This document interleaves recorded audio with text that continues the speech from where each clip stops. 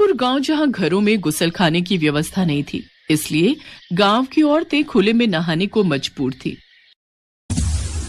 अरे नई बहू, सोकर उठी नहीं क्या? स्नान के लिए नदी पर जाना है।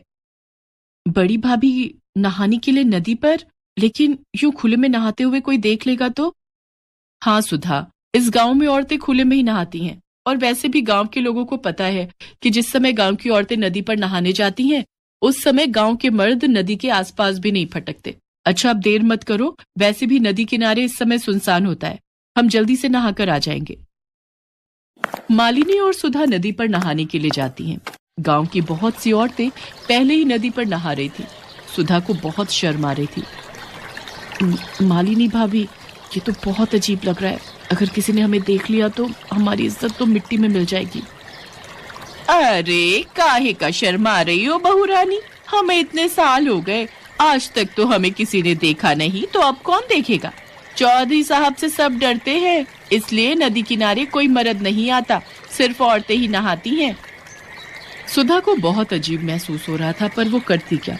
मजबूरी में उसे मालिनी और बाकी की गांव की औरतों के साथ नदी में उतरना ही पड़ता है।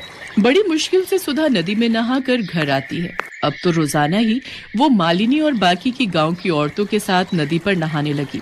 धीरे धीरे जब सुधा को लगा कि सचमुच नदी के आसपास सिर्फ औरतें ही आती हैं, तो वो थोड़ी बेफिक्र हो गई। पर एक दिन जब सब बहुएं नदी पर नहा रही थी, मालिनी भाभी, लग रहा है कोई हमें देख रहा है। नहीं तो तुम्हारे मन का वहम है, लगता है तुम्हारा डर अभी तक नहीं गया है। चलो जल्दी से नहा लो, फिर घर चलते हैं। अगले दिन भी सुधा को ऐसा ही महसूस हुआ। मालिनी भाभी, मैं कह रही हूं ना कि कोई है जो हमें देखता है, मुझे बार बार गलत महसूस नहीं हो सकता। अरे बहू रानी, तुम बेकार में ही डर रही हो, किसी की इतनी मजाल नहीं जो हमें नहाते हुए देख ले। और ये सच था, गांव वालों की इतनी हिम्मत नहीं थी कि वो गांव की बहुओं को खुले में नहाते हुए देख ले। तो आखिर कौन था जो उन सबको खुले में नहाते हुए देख रहा था? अरे यार मगन, ये गांव तो बहुत बढ़िया है यार, तूने बिल्कुल सही जगह का पता लगाया बे। खुले में नहाती इन गांव वालों की बहुओं के हमने बहुत ही बढ़िया फोटो अपने फोन में निकाल ली है बे। वही तो, मैंने बिल्कुल सही गांव का पता लगाया ना। अब इन फोटोओं का इस्तेमाल करने का सही समय आ गया बे। गांव के चौधरी की दोनों बहुएं भी उन औरतों के साथ ही नहाने आती हैं।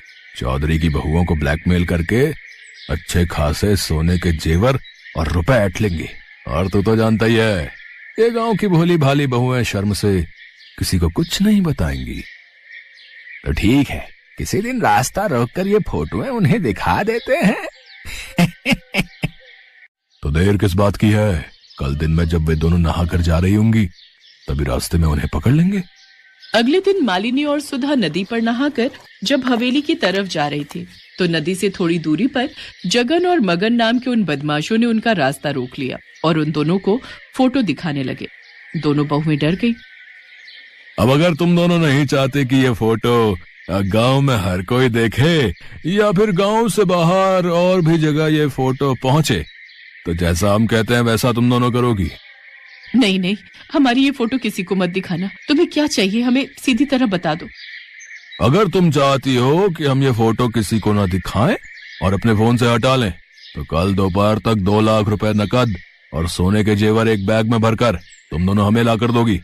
उसके बाद हम यहाँ से चले जाएंगे। ठीक है, तुम चिंता मत करो, हम कल दोपहर तक तुम्हारी ये मांग पूरी कर देंगे, पर तुम तब तक ये फोटो किसी को नहीं दिखाओगे। मालिनी पूरी तरह घबरा चुकी थी। वो दोनों घर लौट आती हैं।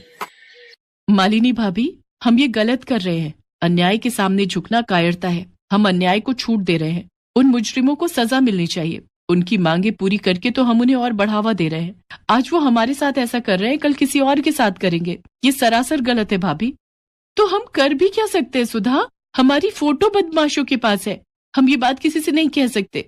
बदमाश हमारी फोटो हर जगह दिखा देंगे। पर सुधा बहुत हिम्मत वाली थी। वो मालिनी को बिना बताए पुलिस स्टेशन पहुंचती है और वहां पर लेडी ऑफिसर को सारी बात बताती है।